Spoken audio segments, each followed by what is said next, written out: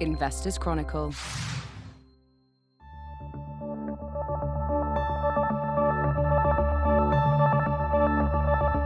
Hello and a very warm welcome back to the IC Interviews podcast.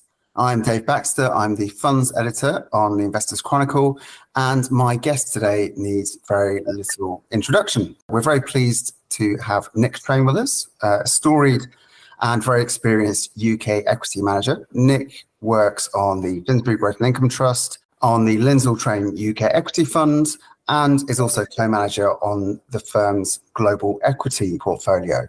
Over many decades, Nick has built a reputation for his focus on quality companies, backing a very limited number of businesses with strong brands and loyal customers across the world. He tends to hold these for extremely long periods. In terms of performance, the funds have struggled versus their benchmarks in the last few years, but do have some very laudable returns over longer periods, including the last decade. So, Nick, hello. Thank you very much for joining us. How are you doing? I've never been better. Thank you very much indeed. And yeah, looking forward to the discussion. So let's just jump into what we're actually talking about pre-recording, which is something you've been commenting on this year, something many of our readers have been thinking about this year, which is the state of the UK equity markets. Obviously been quite a grim few years for UK equities. People have been lamenting that UK equities are undervalued and they haven't really had that perhaps decisive return to form just yet. And what interested me was earlier this year, you sympathised to an extent with the pension funds who've been divesting from the UK in recent decades. And you kind of backed the view that perhaps UK companies have ended up sacrificing some growth in the name of satisfying dividend investors.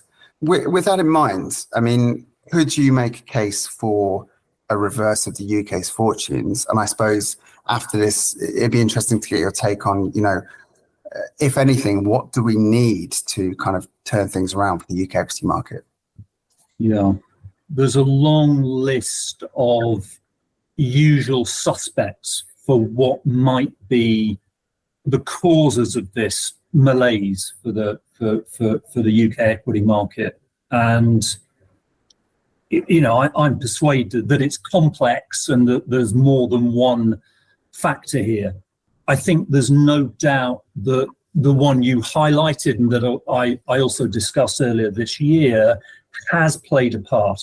The investors in the UK, including me, probably for about a quarter of a century, from the mid-1980s through to, I don't know, let's say the first financial crisis, investors in UK equities for a multi-decade period got rewarded for buying value, in inverted commas, particularly with value, in inverted commas, being partially defined by high starting dividend yield. That culture of the UK equity income fund, and I managed one of those earlier in my career for many, many years. But that income-seeking, dividend yield-sensitive investment approach was also quite commonplace across institutional houses as well. Schroders had a reputation in that area, Phillips and Drew and others, M&G. I do think that it's definitely a sustainable proposition that in hindsight, looking back, that was a bit of a fool's paradise. This idea that you could have both a high starting dividend yield, growing dividends, and growth, although miraculously it seemed to work for a period of time, it's kind of definitively stopped working. And I think that the fact that it stopped working has changed investor expectations. And that looking across the Atlantic and seeing the incredible returns and sustainable returns apparently that have been earned by businesses that don't pay dividends at all or pay dividends much later in their life cycle, I think that is beginning to percolate through into both UK investor behaviour and maybe into the UK corporate sector's behaviour as well. This idea that you pay out half of your earnings or more than half of your earnings just by default almost to keep your investors happy with a dividend flow. I think it's important that companies really question their dividend payout ratios and truly seek to determine what the best use of their precious retained earnings are.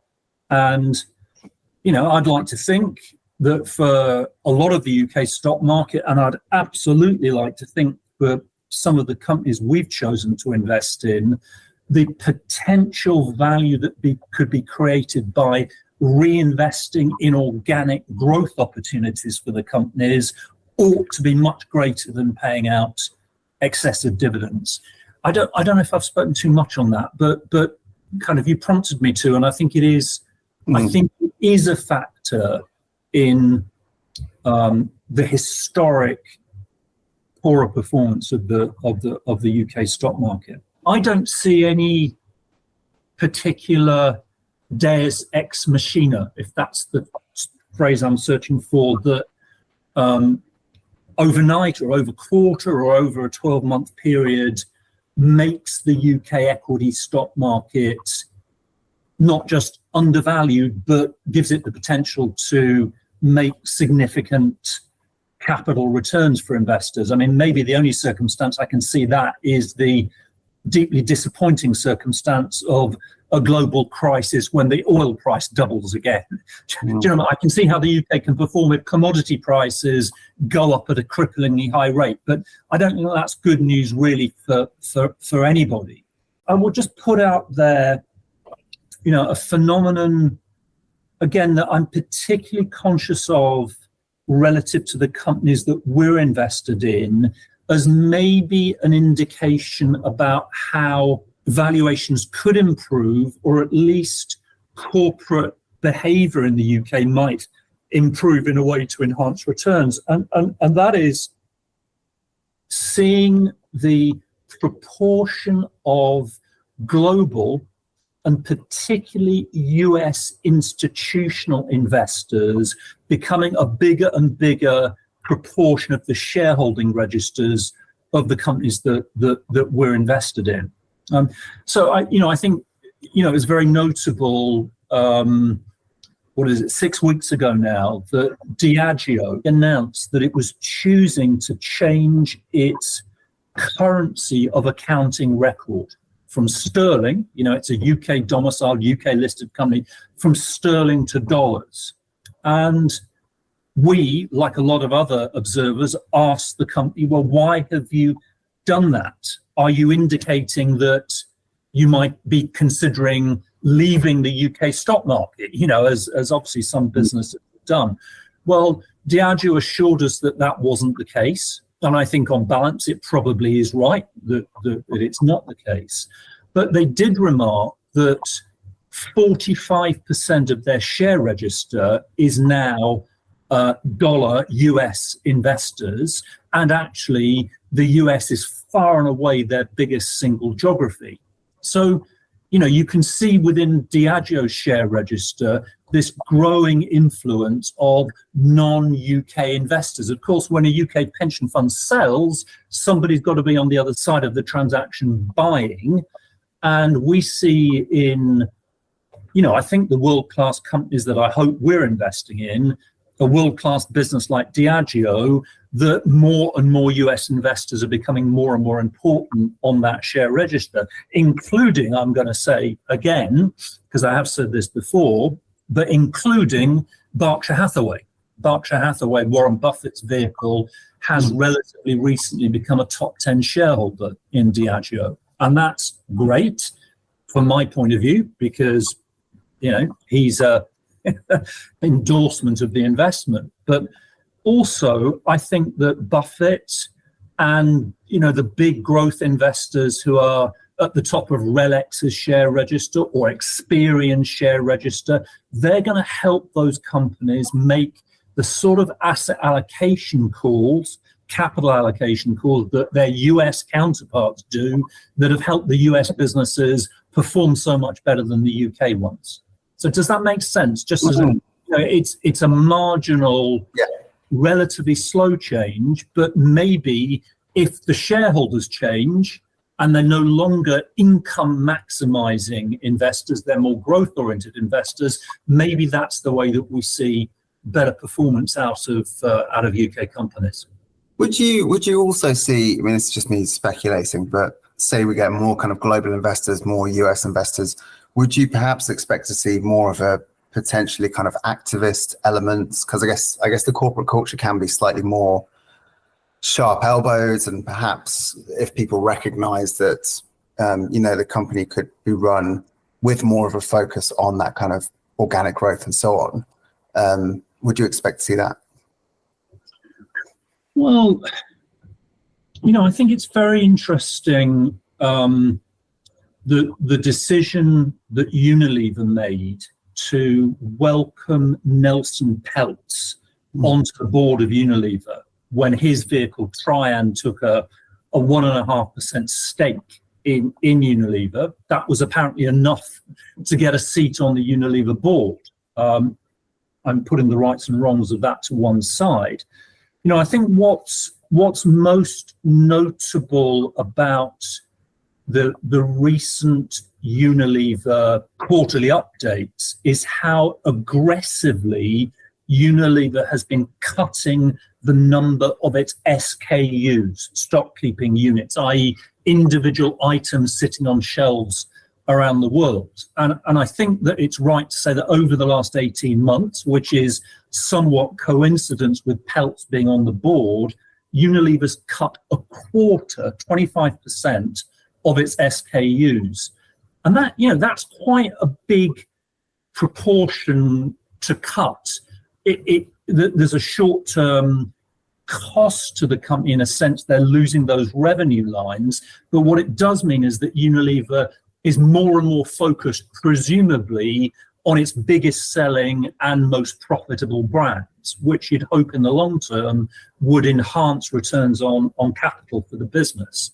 Now, that looks very, very similar to what Nelson Peltz persuaded Procter & Gamble to do when he took the seat on Procter & Gamble's board 5 or 6 years ago.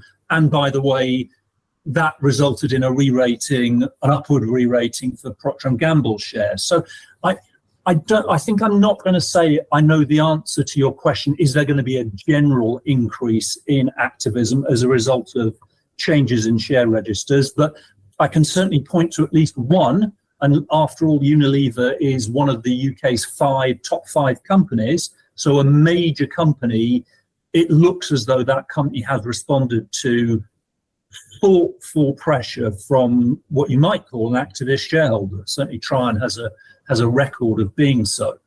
Mm-hmm. So maybe, what am I saying? Maybe I'm saying that there is a latency, a potential for maybe some value to be released in that way.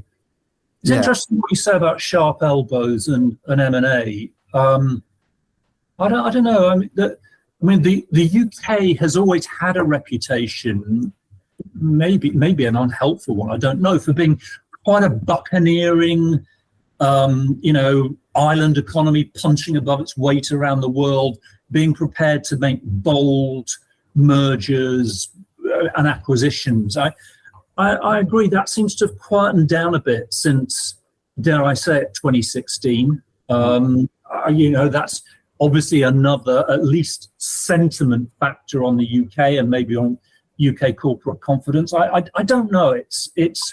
I just know it's deeply frustrating as someone who's been trying to earn money or returns on savings for our clients in the UK. I just know how frustrating it's been. And I suppose on that note of the kind of the buccaneering spirits and so on, there are, I suppose many parallel discussions going on about kind of how the UK equity market could become more dynamic. Could we, for example, reform company regulations? Could something be done to encourage more innovative businesses to list? And I suppose on the other side, you have ideas of kind of encouraging pension funds to invest more in the UK, and even private investors. You know, there's been kind of noises of ISA reforms and that kind of thing. Is there anything there or any other kind of potential factors that stand out to you that could perhaps, you know, help return the UK to form? I'm not clever enough and don't have the technical knowledge to make any recommendations here. I honestly hope that it happens, because I think it could tend to lead to better living standards for the whole country if there are more successful quoted businesses. But I'm not smart enough to table the answers. But one thing I would like to share for patient investors in high quality companies in the UK, I mean, let me add that caveat. One of my, I never know where to call them, younger colleagues. I mean, they're not necessarily that young anymore, but one of my colleagues who's younger than me and probably smarter than me, you know, has said to me, he said, Nick, I don't really understand why you and these other poor benighted UK equity managers, I don't know why you're complaining so much about being able to invest in good businesses at a discount. Surely that's what you ought to want as an investor. I mean, the lower the price, the higher the return is that you can earn on the business that you're investing in. And, you know, I think it's reassuring, and at some point is going to have been extraordinarily value creating how many UK companies, particularly the ones that we're invested in, are just metronomically retiring equity at the moment. I mean, it's completely the rational thing to do. If you've got a world-class business that's being undervalued relative to its peers, as long as you've invested enough to maintain your organic growth rate, then to retire as much equity at these prices as you can, that one day is going to be hugely accretive. So from that perspective, I'm not at all critical of the companies that we're in. I mean, you know, Diageo, Unilever, you know, we've not talked about Relics or Experian or London Stock Exchange Group yet, but they're all notable for conducting big and persistent buybacks. And it's the rational thing to do during a phase when UK equities are out of favour. I mean, does that look obviously more attractive than them doing some form of kind of internal investment? Because I suppose that seems to be the big debate, you know, where are you getting more bang for your buck? I completely agree. And I think to the extent that my colleagues and our industry, to the extent that we can add much value to, you know, the business affairs of these companies, I mean, I certainly don't think I'm qualified to tell the vast majority of the companies we're invested in how they can run their business better on a day-to-day view. I mean, really, I think it's there's a lot of vanity, I think, in our industry. Fund managers who've never done an honest day's work in their lives telling people how to run businesses better. But I think that we can engage the companies in a discussion about capital allocation.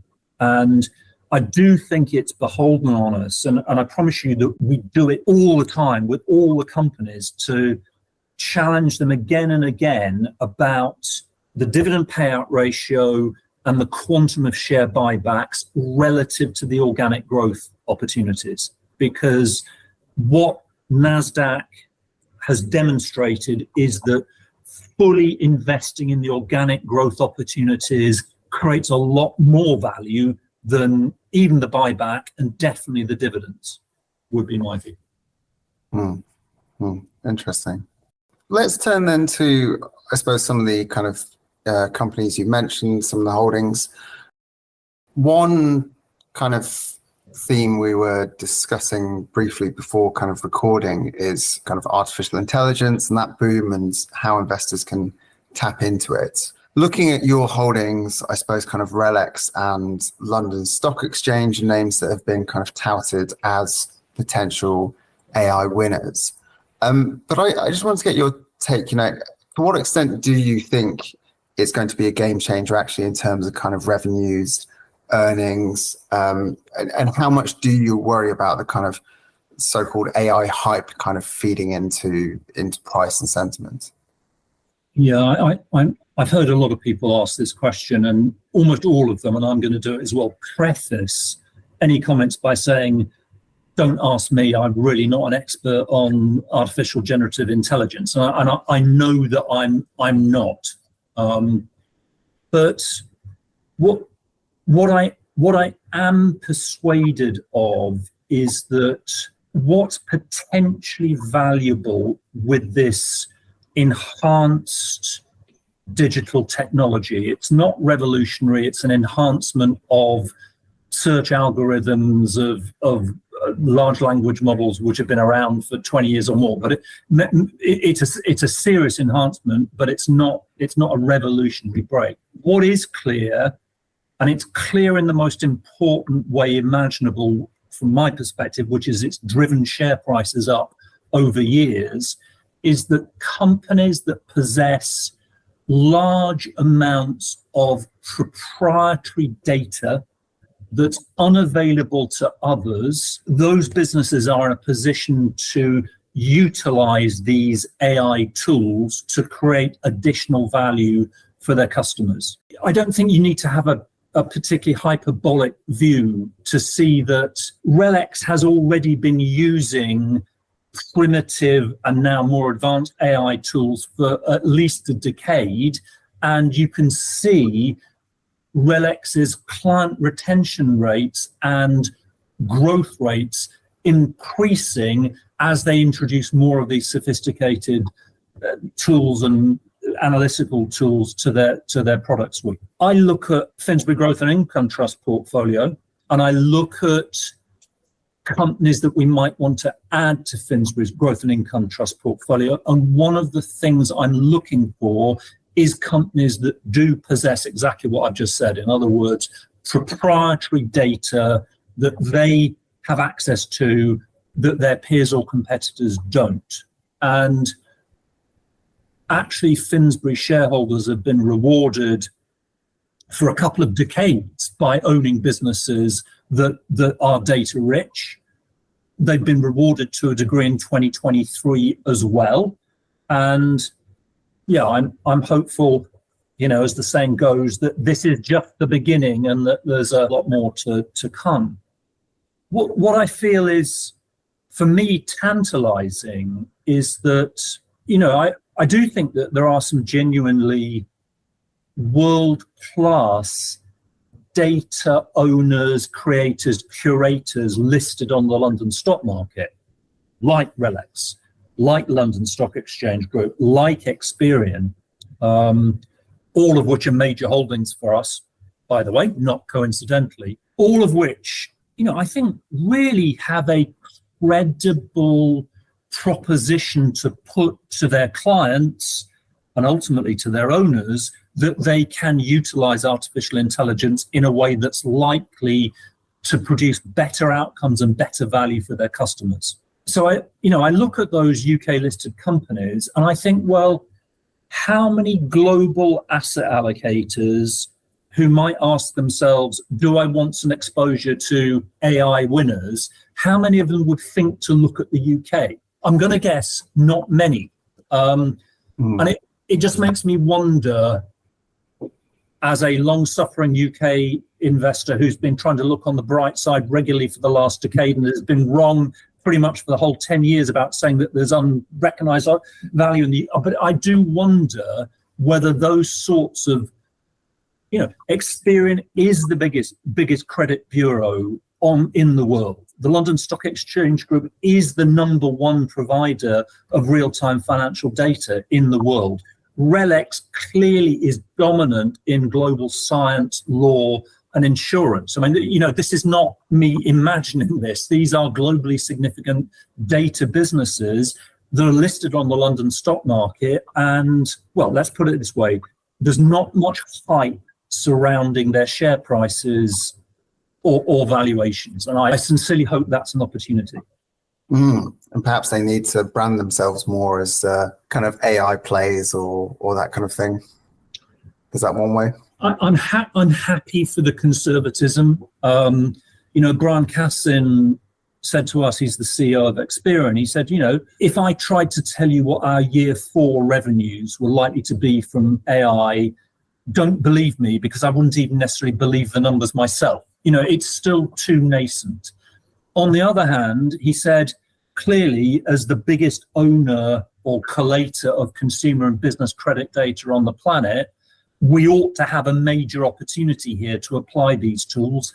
And by the way, Experian, has won industry awards for its existing AI products. So it's a latency there that you would expect for a globally significant company with that quantum of data. But I can understand why they're not trying to get the thing hyped up at this juncture.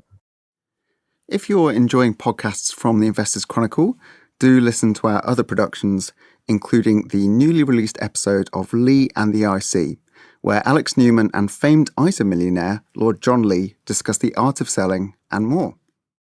Turning to, I suppose, some other names in the portfolio, one that many of our readers, I suppose, are interested in, maybe both as customers and investors, is Hargreaves Lansdown, which has, had a difficult few years, and I suppose has some interesting new developments recently. So the FCA is kind of looking to, I suppose, apply more scrutiny on the kind of money that investment platforms such as Hargreaves, such as AJ Bell, make from client cash. And, cash has been something that has kind of helped Hargreaves in recent times. Hargreaves also, I suppose, seems to operate in an increasingly competitive platform space and, needs to make, or believes it needs to make, plenty of sort of tech investment in order to kind of revamp its offering. What kind of edge do you think the stock still has? Kind of what stands out to you when you kind of run the rule over it? Perhaps tentatively, but I would actually include Hargreaves Lansdown within that cohort of data owning or creating businesses that have a significant opportunity to enhance developments in artificial intelligence tools to lead to better outcomes for their customers. So in direct answer to your question, I would say Hargreaves has more customers and more interactions, digital interactions with its customers than anybody else in its market in the UK. It is still by some margin the leading direct-to-consumer platform. I can't see into the future, but it seems highly plausible that out of necessity or government encouragement, people need to save more and will save more. And having an investment in the biggest D2C platform in the UK, that just seems strategically like an interesting asset for us to own. I don't say that this is the determining factor for the future success or failure of this company as a business or as an investment. But, as an observation, it's surely not a coincidence. In fact, we know it's not a coincidence that the new chief executive, who began in August of 2023, Dan Olley, one of his previous jobs was being chief technology officer at Elsevier, which is RELX's scientific publishing division. He knows more than I do about how to deploy technology at scale, and in particular, how to use data in a way that enhances the value of the data for underlying customers. And that is absolutely our understanding of his strategy for Hargreaves, and it'll be fascinating to see how it plays out. I think that all of these businesses, AJ Bell, Hargreaves Lansdown, St James's Place, you name them, they all need to achieve and maintain a reputation for offering good value. That doesn't necessarily mean the cheapest, but they need to be perceived to offer good value. And, again, absolutely, to the extent that we can as investors in the company, that's what we encourage Hargreaves to do. And in some cases, that will involve perhaps reducing fees. In other cases, it might involve adding additional layers of functionality or data or information to customers. It doesn't matter. What matters is the perception of the value for money that they offer. That must be quite hard as an investor to judge. And I suppose it's something you've always been, in one way or another, involved in, given your kind of focus on brands. But how do you try and kind of gauge whether a company is still, seen as good value or is still a particularly strong brand? Because that's, I suppose, an especially intangible thing to measure. It is, and I can't pretend that we have a quantitative or statistically based rule that infallibly tells us. But market share gains or losses are that they're worth noting. Perhaps slightly away from the wealth sector. In the consumer branded space, you want to see the ability of businesses to maintain the real price or value of a product without losing volume. And that's probably as good a definition of what constitutes a consumer brand as anything. When your input costs go up, can you increase the price of your product? And will consumers accept that price increase, or do they look elsewhere? That's currently a proposition that's being tested across brand owners right the way around the world.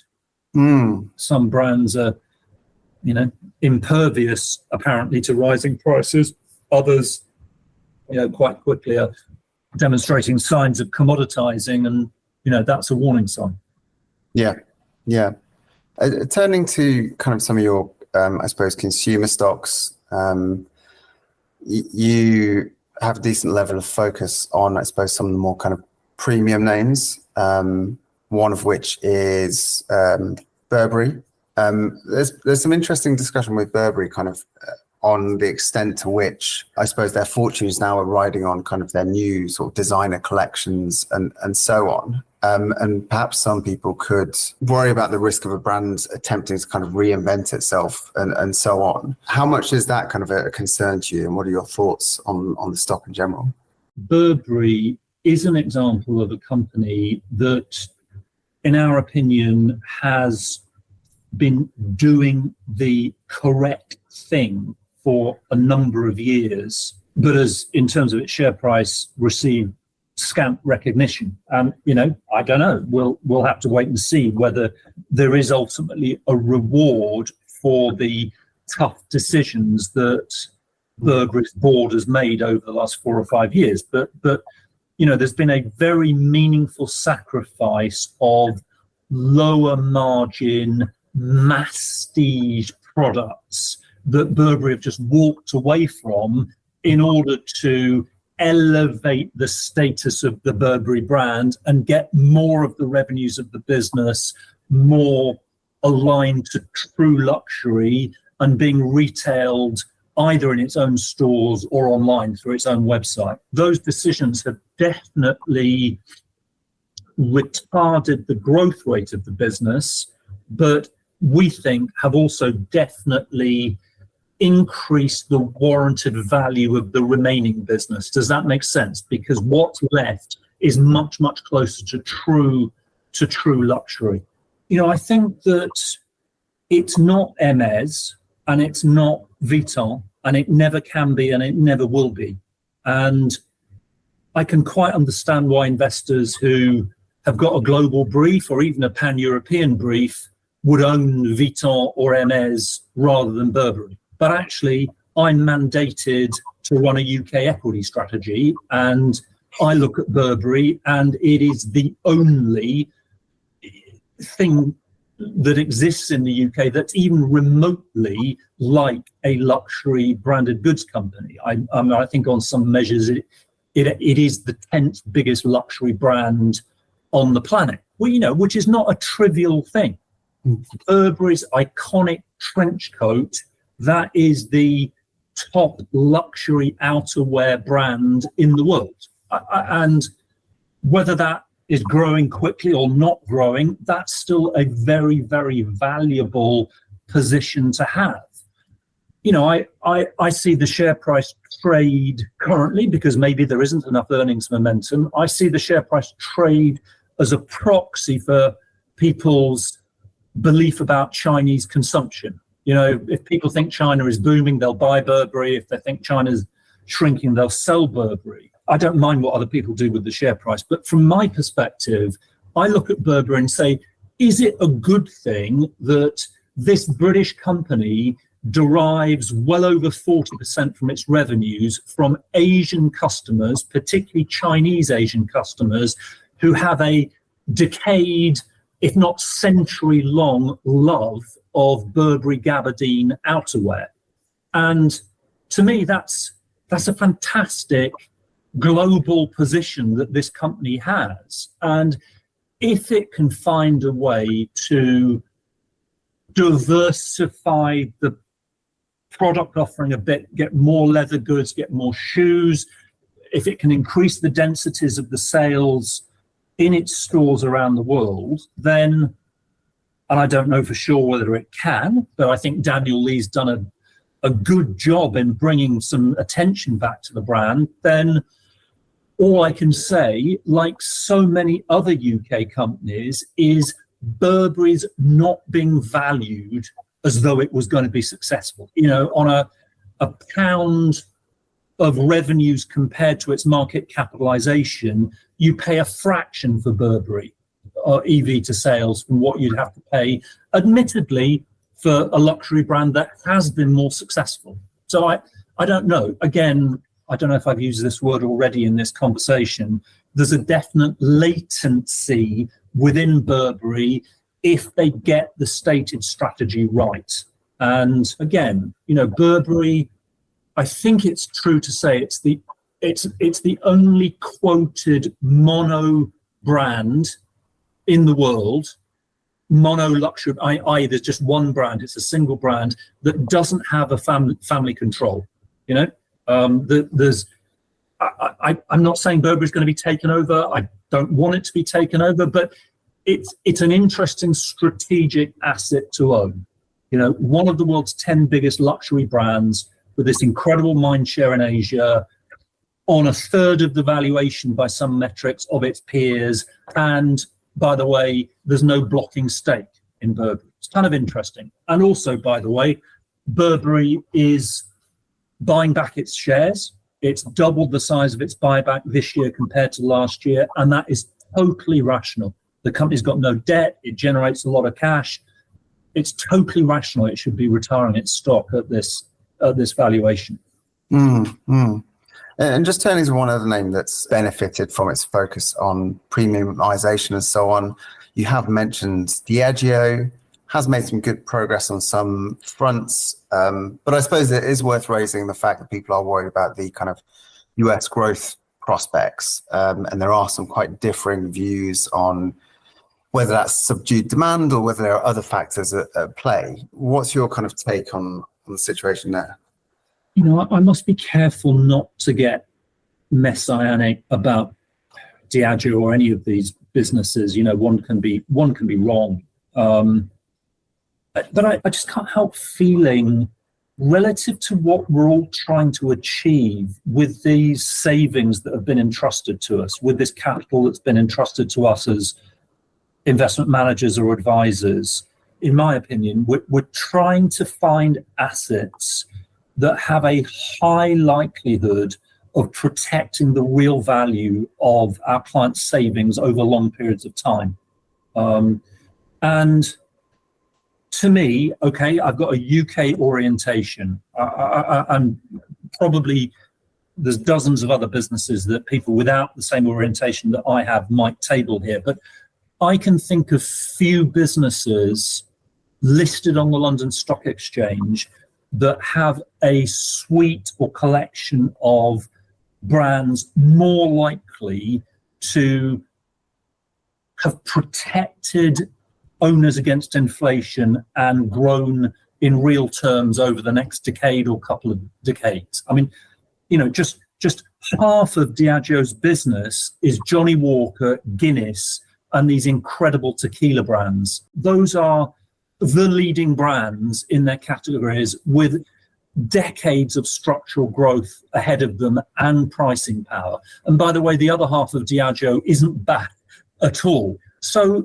to the extent I can, and perhaps you won't allow me, but to the extent I can, I would rebuff questions about, is Diageo having a tough year in the States this year and next year? I'd rebuff it and say, no, think about this apocryphal hypothetical question.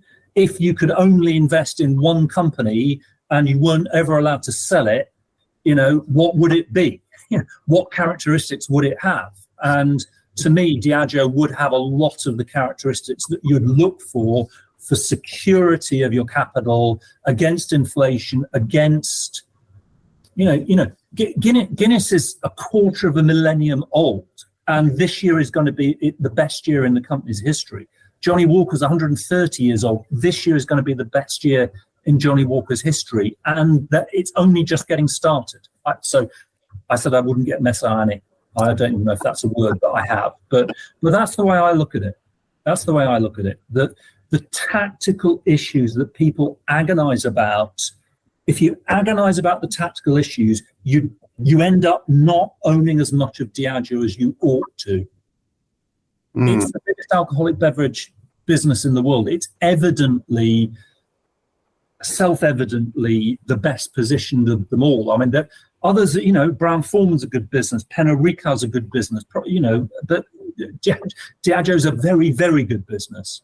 Of course, you're known as a kind of buy and hold investor, and I suppose there's clearly been a merit to kind of overlooking or looking past the noise and kind of seeing the bigger picture. But what does actually prompt you to sell in the rare cases where you do? I hope it's not a counsel of despair. I don't mean it to be. I know how trite this sounds, and obviously you have to cherry pick, and I have to cherry pick within my portfolio. It's just that when you look at very long-term share price charts of what seem by common consent to be good companies, if you own them for long periods of time, you tend to do really well.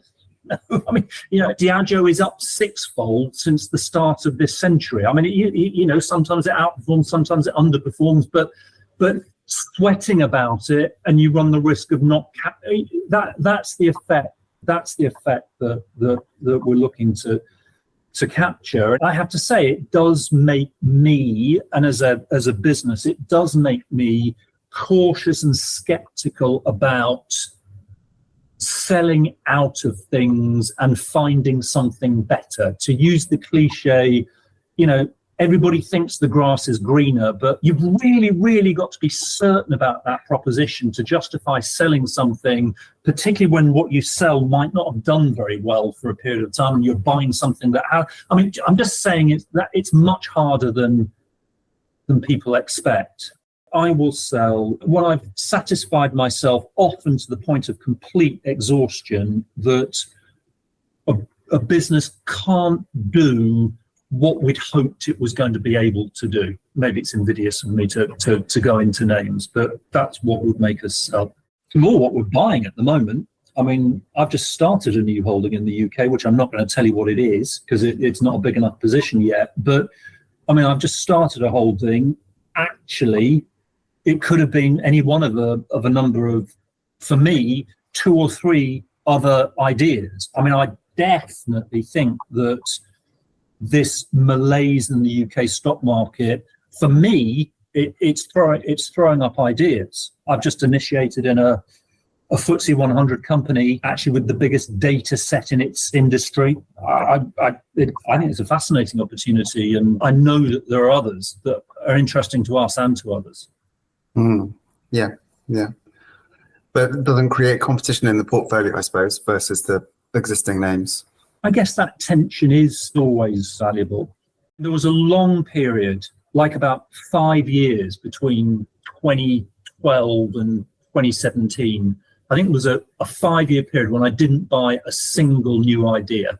it actually coincided with one of the strongest periods of performance that we've delivered, by the way. But you can't legislate for that. I don't say that's the reason that the performance was strong, but it's interesting. You don't necessarily have to be having new ideas to have very, very strong performance. I mean, by my standards, it's almost hyperactivity. But I've bought 3 new holdings since 2020, and as I said, I mean, there's at least another 3 that are very interesting. If anything tells me that the market's cheap, it's the fact that even I'm finding things that are getting harder to resist. Yeah, interesting. Well, I'm afraid that is all we have time for, but a very interesting discussion. And I'd just like to say thanks to Nick for joining us, and thank you for listening.